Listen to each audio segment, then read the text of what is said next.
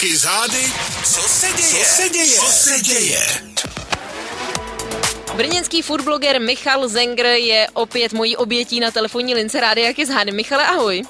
Čau. Jako každé pondělí prozkoumáme gastrozákoutí Brna, teda respektive budeme v Brně dneska. Budeme v Brně a na jeho okraji, na periferii, pokud se obyvatelé Řečkovic nenaštvou. To zní až tajemně, pojď. Našel jsem tam úplně úžasný bistro.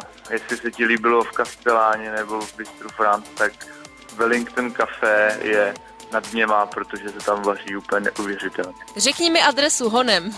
No já adresu ani nevím, ale to je na Konečné jedničky, tam jdeš dolů, je tam jakýsi takový nákupní centrum sídlišní z 80. let, jmenuje se to snad Vysočina. A tam je to prostě zastrčený vedle kadeřnictví malý bistro, který každý týden hrne nějakých 10-15 jídel.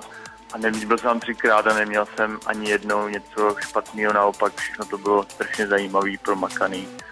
Já jsem třeba jako nevím, kde jinde si v Brně dáš plněnou vepřovou nožičku, jo. Mi přišla totální kuriozita a tam to prostě valej, do toho mají nějaký burger, hovězí, žebro, 3-4 vegetariánský jídla, které nejsou fádní, no totální bomba. Sakryš, to zní dobře. A mají i nějaký, jak to teď bývá, moderní facebookové stránky? Mají normálně, oni mají i Wellington Café.cz.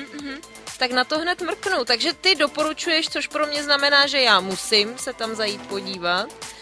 A budu se samozřejmě těšit zase za týden. Jenom se zeptám, cenově se to pohybuje jako Castellana, nebo France, nebo třeba Katány, nebo Soul, je to tak nějak podobný? Asi jo, mají polední menu za 100 a většinu těch hlavních chodů od 120, myslím tak do 180. Tak to je pohoda. Tak jo, tak díky moc a ještě nám řekni, kde lidé na internetu najdou tvé další gastrotoulky. Nejlíp na Twitteru, twitter.com/Sanger_foodblog. Díky moc a měj hezký týden, ahoj. Měj se, čau. Kizády, co se děje?